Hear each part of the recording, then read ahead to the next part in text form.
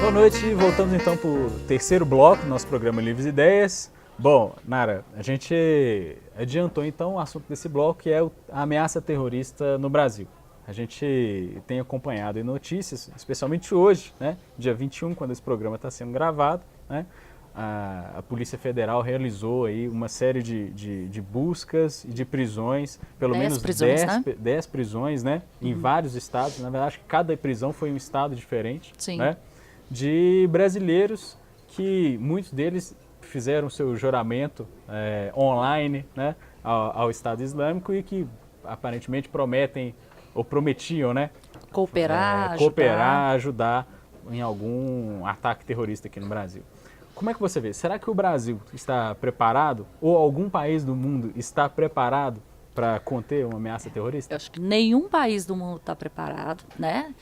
Polícias tão bem organizadas, com uma inteligência, com todo equipamento eletrônico e digital e todas as informações, como próprios Estados Unidos, não tem como prever nenhum ataque terrorista ou dizer se é mentira ou se não vão fazer. É muito complicado isso. E eu ainda fico mais preocupada com o Brasil. As nossas estruturas, né? A forma como lidar com o próprio assunto, desconhecimento da própria população em relação a isso. Estamos habituados a dizer da passividade do povo brasileiro, sabendo que não é isso, vivenciando uma grave crise de segurança, né? Há várias décadas o Brasil está sempre aí dentro das listas de cidades mais violentas do mundo, mas há uma negativa muito grande, né, em se aceitar isso, em se colocar isso, e em meio também aos outros problemas político, financeiro, né, cultural que o Brasil vem vivenciando aí.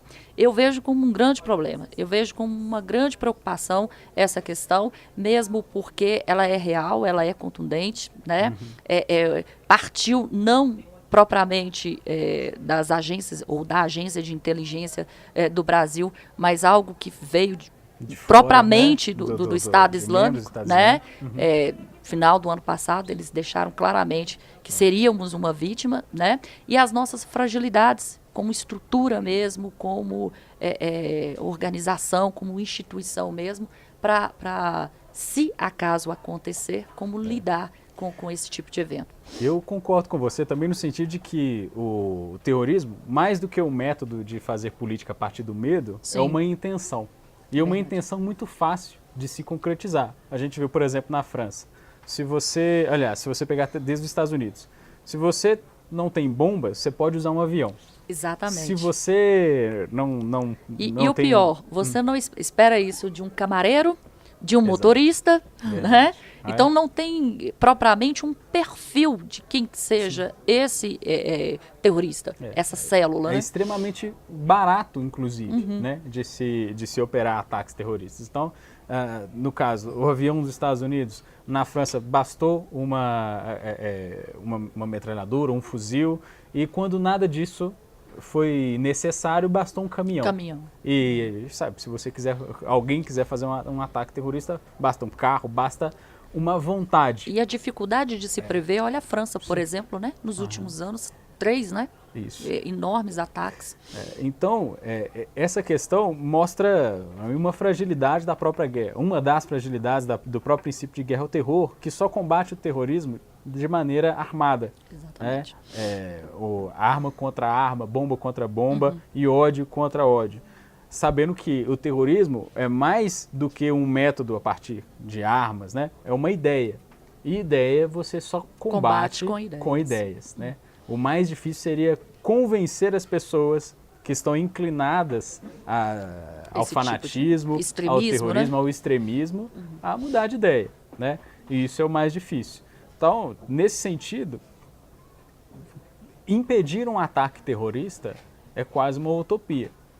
Também penso assim. Necessário todo o investimento antiterrorismo. Então, o governo brasileiro investiu muito, né, no nosso sistema de inteligência. Recebendo ajuda, né, de outros países, né, que querem proteger ali seus A ABIN, a Agência Brasileira de Inteligência, a Polícia Federal, as polícias locais e centrais de inteligência mundo afora cooperando com o Brasil, então isso é extremamente necessário, com certeza.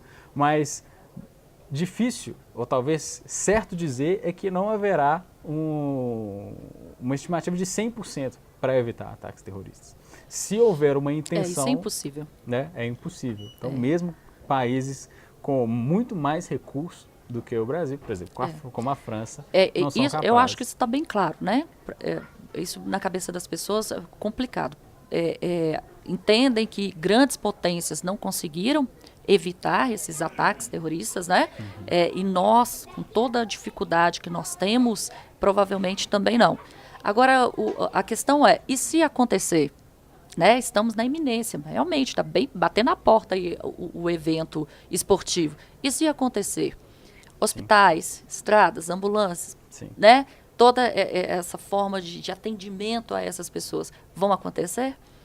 E se acontecer, por que não é todo dia? É verdade. Né? Então, uma série de questionamentos que vão surgindo aí a partir desse ponto. Algo interessante de se lembrar é que, a princípio, nós não somos o alvo preferido, por exemplo, do Estado Islâmico. Né? É verdade. Uma cartilha, né, divulgada aí pelo Estado Islâmico recentemente, dizia para os seus seguidores que os alvos principais durante as Olimpíadas seriam as delegações da França, dos Estados Unidos, da Inglaterra e de Israel. Né? Bom, mas eles estarão aqui, né? Ao lado de brasileiros. Seria aqui, né? Então, a probabilidade de um ataque com vítimas de qualquer país é muito grande, né? Bom, agora a pergunta de $1 milhão que a gente caminhou até aqui. De 1 milhão não, talvez de muitos bilhões de dólares. Como vencer o terrorismo? Ele não tem outra resposta a não ser que o combate às ideias mesmo, né? É a questão da intolerância, aceitar as diferenças, né? Conduzir no sentido de que tem espaço para todos mesmo, né? E que entender o outro, entender a diferença, ela é necessária para uma boa convivência e para o fim desses tipos de conflitos, né? Tolerância é o remédio. Agora, como se aplicar isso, que eis a questão, né? E aí pensa-se a longo prazo, pensa-se em escolas, propagandas, não sei como seria. Mas o remédio, eu penso, é essa disseminação da ideia de tolerância.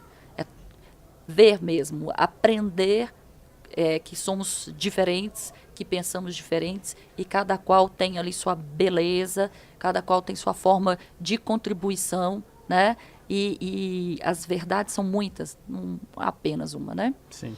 Inclusive, voltando às eleições dos Estados Unidos e ao Donald Trump, os próprios discursos e as políticas que ele promete, no sentido de deportar muçulmanos, de fichar os muçulmanos que vivem nos Estados Unidos, é praticamente um atestado de vitória do Estado Islâmico. É verdade. Porque se o objetivo do Estado Islâmico é produzir o medo e produzir o ódio, nada mais... acentua a ideia do maquineísmo, né? Aquela coisa do bem e do mal. Do bem e do mal. Sim, ou do você não. está certo, ou você está errado, ou você está comigo, ou você não está, e morte. E nada mais favorável para se criar novos extremistas e novos terroristas do que, por exemplo, um muçulmano completamente pacífico que tenha passado sua vida inteira nos Estados Unidos, né, trabalhando, se relacionando com a comunidade, do dia para a noite ver que um presidente, que poderia ser o seu presidente, né, colocando ele como não bem-vindo naquele país, como um inimigo em potencial. A ser descartado, né? A ser fichado no primeiro momento, potencialmente preso no segundo momento e morto, né? Então, é justamente o que o Estado Islâmico quer. Esse ódio, esse tipo de política, essa propagação do ódio. Que vai enfraquecer. É muito ingênuo a gente imaginar que um terrorista vai invadir uma boate, vai matar, sei lá, 100 pessoas, que seja, e vai sair de lá, bater uma beleza, acabou, meu trabalho, posso aposentar. Não é, já contribuí, já né? contribuí, já não contribuí. É isso. Né? Na verdade, não é esse o fim, ataques, né? Esses atentados visam um objetivo maior, né? Um objetivo que é político. né? No último momento. Impor a sua ideologia, impor o seu pensamento, impor a sua verdade, né? E esse tipo de discurso do Donald Trump mostra justamente que nós estamos no caminho certo, né? O pensamento desse tipo de pessoas, dessas pessoas mais radicais. Então, ganha força, dá força e não resolve nada, né? Sim. Eu acho que já vi vídeos e vídeos dos próprios americanos, né? Mostrando ali a preocupação com essa disseminação desse discurso do candidato, né, republicano. Sim.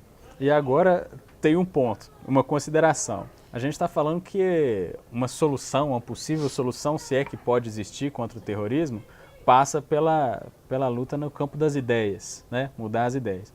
Porém, há pessoas, há terroristas e há extremistas que não existe, ou aparentemente não existe uma possibilidade de serem convencidas do contrário.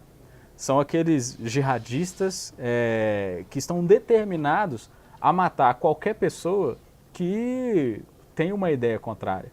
Essa pessoa... A vida dele foi condicionada a isso. A São vida totalmente dele doutrinados foi condicionada, exatamente, foi condicionada a isso.